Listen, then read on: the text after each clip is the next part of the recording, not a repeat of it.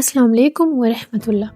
آج میں آپ تمام سے ایک انتہائی ضروری بات کرنا چاہتی ہوں۔ آج کی تاریخ ہے 4 اپریل 2026 اور ہم ایک ایسے دور سے گزر رہے ہیں جہاں مسلسل ظلم ہو رہے ہیں۔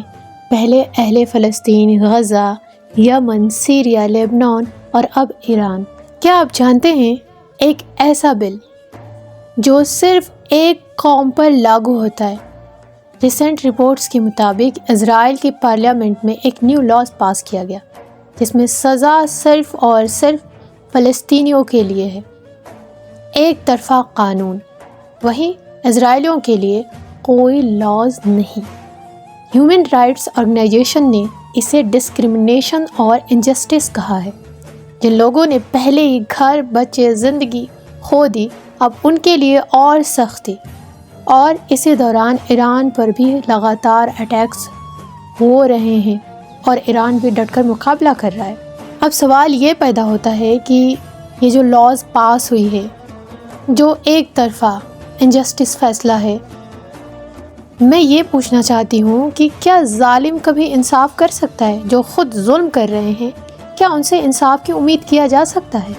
ایک طرف یہ کہنا کہ ہم صلح کر رہے ہیں اور ہم امن چاہتے ہیں، اور دوسری طرف وارننگ دینا، اتنی خطرناک دھمکی اسٹون ایج تک پہنچا دیں گے۔ اسٹون ایج کا مطلب آپ تمام سمجھتے ہیں کیا ہوتا ہے؟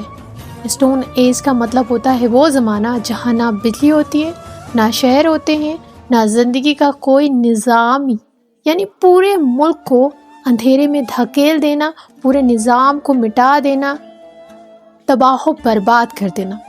کیا یہ انصاف کی زبان ہے؟ کیا یہ امن کی زبان ہے؟ کیا ایران کو تنہا چھوڑ دیا جائے گا؟ کیا اسے بھی برباد ہونے دیا جائے گا جیسے غزہ کو ہونے دیا گیا؟ یا اس دفعہ انصاف ہوگی؟ کیا امت محمد صلی اللہ علیہ وآلہ وسلم ایسے ہی خاموش رہے گی؟ 1400 سال پہلے نواسہ رسول صلی اللہ علیہ وآلہ وسلم کو بھی تنہا چھوڑ دیا گیا تھا۔ یزید دھمکی پہ دھمکی دیتا رہا اور امت خاموش رہی۔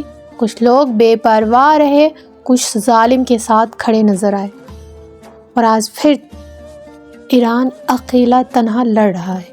افسوس کی بات ہے کہ جب کوئی ظلم کے خلاف کھڑا ہوتا ہے تو اسے تنہا چھوڑ دیا جاتا ہے، یہ کہہ کر کہ یہ ہمارا مسئلہ تو نہیں، یہ ہمارا ملک تو نہیں، یہ ہمارا فرقہ تو نہیں۔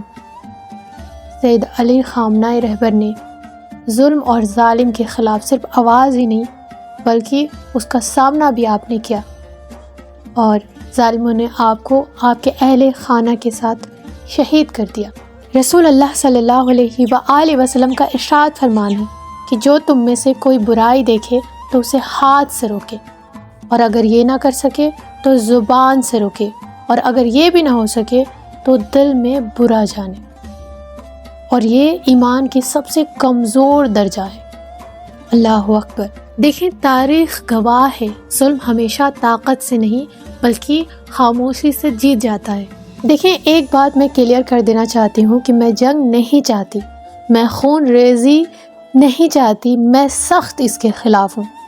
میں چاہتی ہوں کہ ظلم رک جائے اور ظالم کو جتنے اس نے ظلم کیے ہیں اس کی سزا اسے ضرور ملے۔ اسلام ہمیں جنگ نہیں بلکہ انصاف اور امن سکھاتا ہے، اور یہ بھی درس دیتا ہے کہ نہ ظلم کرو اور نہ ظلم ہونے دو۔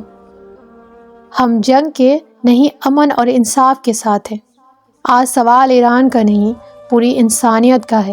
امام حسین علیہ السلام نے ہمیں سکھایا کہ ظلم کے سامنے چپ نہیں رہنا چاہیے، چاہے حالات کتنی بھی مشکل کیوں نہ ہو۔ آپ کی قربانی ہمیں یہ یاد دلاتی ہے کہ سچائی اور انصاف کے لیے کھڑے ہونا ہر مسلمان کا فرض ہے۔ اور آج بھی جب دنیا میں ظلم اور ناانصافی ہے تو ہمیں یاد رکھنا چاہیے کہ امام کی سزات اور صبر ہمیں یاد دلاتا ہے کہ حق اور آزادی کی لڑائی ہمیشہ ضروری ہے، اور ہماری ذمہ داری ہے کہ ہم اس راہ میں آواز اٹھائیں، آگے قدم بڑھائیں، جب تک انصاف قائم نہ ہو جائے۔